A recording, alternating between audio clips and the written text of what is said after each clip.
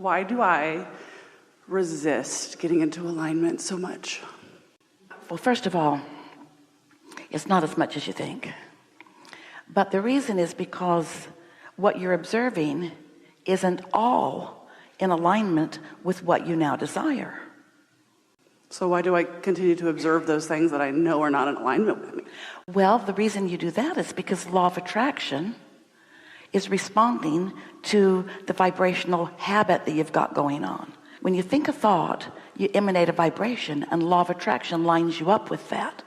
So a thought that you continue to think, a habit of thought, which is what a belief is, or an expectation, those are happening because the path of least resistance is the river that the law of attraction runs on. In other words, if your habit is to worry about stuff, then that's your path of least resistance. It's just easier for you to do that. If you were little and someone was really negative around you, and they just pointed out this and that and this and that, and they were really observant of what's happening in the now, and they were weighing the pros and the cons and the pluses and the minuses, and let's say they were very opinionated and often pushing against something. Well, as you observe that in your very early age, it becomes a pattern for you too. And so the law of attraction is responding to the pattern that, yes, you picked up from someone else. So it seems like a good case for divorcing parents. But you have plenty of time to sort this out. And you were born with a guidance system, because even though you're standing in an observing moment, while you're observing maybe something that attracts more of what you don't want, at the same time that you in your body with this focused mind are observing that, your inner being, who remained non-physically focused even after you came here, that's who you were before you came into this body, and that's who most of you still is. So your inner being has an opinion about this moment, and you have an opinion about this moment, and your emotions let you know how well those opinions are merging or not so much. If you feel exhilarated, it's a good match. If you feel eager, it's a good match. Love, it's a good match. If you're worried, you're not matching well at all. If you're afraid, you're not matching well at all. So why do I do this so much, you want to know? Because you, like most people, give yourself a break, have learned to calibrate, to mimic, to replicate, to copy, to be like what you're observing, especially those people who are dominant around you. Most people offer most of their vibration in response to what they are observing. So the remedy for that is you have to care more about how you feel than anything in order to break the habit of negative observing, of not liking yourself or not liking others. The only vibration that your inner being has is love, and every emotion that you feel is some degree of that, all the way down to pinching yourself off into fear. So I find sometimes I get stuck between, like, say I'm in a situation and there's an outcome that I all of a sudden feel like the outcome is not going to be what I want. And I'm really getting stuck lately with, this is my intuition telling me that this is not going to go the way that I want, versus how am I, or am I now manifesting a bad reality? Here's the answer to that question. When that happens, when all of a sudden, first of all, it's not all of a sudden, it was gradual, but we know what you mean. When it bursts into what looks like more real reality, more manifestation. When that happens, how do you feel? Anxious. Or shameful. Like I feel like I'm like, why am I doing this? Why am I manifesting something I don't want? Would you describe that feeling as wanted or unwanted? Unwanted. Would you describe it as it feels good or it doesn't feel good? It doesn't feel good. Therefore, it's not coming from the guidance from your inner being who is rooting and helping you get to what you want. It's not intuition that you want to follow. It's intuition you picked up along your physical trail that you want to stop doing. When you feel disappointed, you say, oh, is this my inner being saying don't go there? No, this is your mother.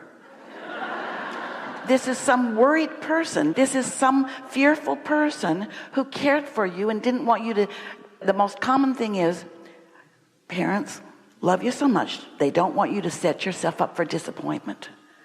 And it's so ironic, it's so law of attraction-y, that the very thing that they are saying in order to protect you from being disappointed is encouraging you to calibrate away from the things you want, which makes certain you're going to be disappointed. So the next logical question is, what do you do? So let's walk through this. Today, we're going to get right to what you're asking about. And we're going to give you the law-based answer. We just did. But that's sort of like, thanks a lot, Abraham. Or Captain Obvious. Thanks a lot. Thanks a lot for that. But we would also like to guide you to a right now remedy. And what's the right now remedy? What's the remedy that could happen right now? The only one. Can feel better. Can feel a little better. When you feel a little better, your vibration has changed. When your vibration has changed, your point of attraction has changed. When your point of attraction has changed, everything about that has changed. So give us an example, if you want to, of what you were just talking about, where you wanted something and then all of a sudden you realize, not likely. Tell us about that. Like dating somebody new and feeling a connection, and then boom, feeling like them pulling their energy back. All right, so let's just freeze frame that right there. You got the scenario. Let's set that aside in a box, even write it down off on the corner of a piece of paper. What happened? And then write as best you can the emotion that you're feeling because of that experience. I don't want to say disappointment, but that's the first word. It's a good one. And disappointment isn't as heavy as you think it is. It wasn't despair. It wasn't self-hatred. It wasn't revenge. Well, that one time it was, but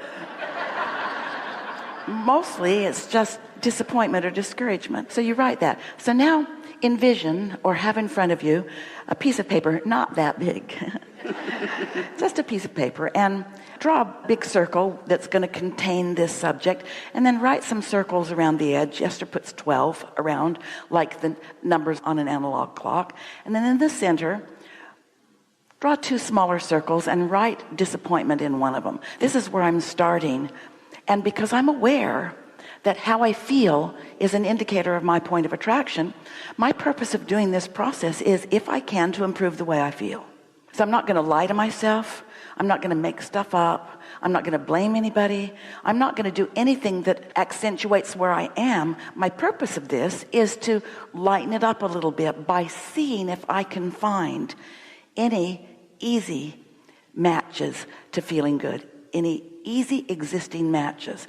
Because when you try too hard, you just emphasize how bad you feel. If you are really in debt and you really need a lot of money, and you write in your circle, tomorrow I'm going to win the lottery, when you don't know that or probably even believe it, it just accentuates your feeling of not enough. Or when you say, my mother will leave me her fortune, and you know there isn't one. Things like that. So you're looking for existing matches that feel better than discouragement or disappointment on this subject.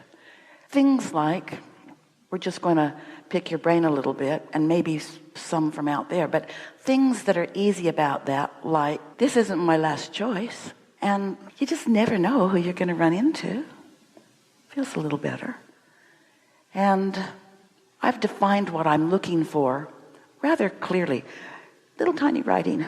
What we're saying is, point at it and write a word or two, and then you can think around it, because you don't need to write all of this in your little circle that's here. But I've been defining what I want for a long time, and it's worth waiting for. And something like, I'll bet there have been a lot of people who have been right where I am right now that now have a great relationship. Now, all of these are easy existing matches, because all of that's true. You're not making any of it up, but you are reaching inside of yourself, looking for easy existing matches to feeling better, not to accomplishing this thing right now, this red hot minute, because this goal of this process is not to bring a partner. This goal of this process is to feel a little better right now, period, on this subject. So then you romp around a little more. I like getting to know people. I'm a good conversationalist. You are. I'm good at hearing and reflecting back. You are. We're experiencing that right now. I'm a good comprehender. You are. We're aware of your comprehension of everything we say. I get things on deep levels. I've collected a lot of data, and I'm looking forward to this unfolding. It's kind of fun to be in the process of this. People always say that the joy is in the journey. I've always hated that phrase, but maybe there's something to that. Maybe I could have, the joy is in the journey. But you got to get used to that because it's a never-ending journey. If you keep thinking that you got to be to the manifestation of never-ending manifestations, you're setting yourself up for discomfort. But it's fun to move along. I'm looking forward to what comes next. I'm starting to feel a little bit glad that I took this time to focus here. I can feel myself lifting a little bit about this. And then you might even say, eager. You might feel a little eager. You might feel a little eager about it, or I feel eager-er. I feel eager-er. But the big news is that just doing that, even just doing it one time, took a couple of minutes. Your vibration's in a different place than it was before you did that. You feel different. Your point of attraction has shifted. And you know what that means? Now we're going to say this in very literal terms. You are now, from 2 minutes on this, we've been calling this the marble game, because you're walking around with these beliefs, like carrying around a bag of marbles, and everybody else is too, and the law of attraction is matching up your marbles. And you just improved your marbles that are active. The disappointed marbles took a back seat, and the ego marbles have come forward. So we're going to make a really strong statement here that we want you to remember, all of you, forever and ever and ever and ever and ever. The dating pool just changed for you. It just changed for you. Those people that don't know what they're looking for, poof, into the background. Those people who just like to give people a little ride and then set them free, poof, into the background.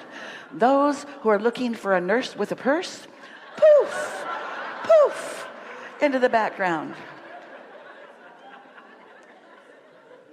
Those that are looking for some fun, ooh, they're coming forward. Those who like good conversation, those who like people that are thoughtful about life, those who like people who are on top of life, they've come to the foreground. They're ready to meet you around the next corner. And if we talk to you every hour of every day for the rest of your lives, we could not begin to describe the potential rendezvous points that are lined up for you.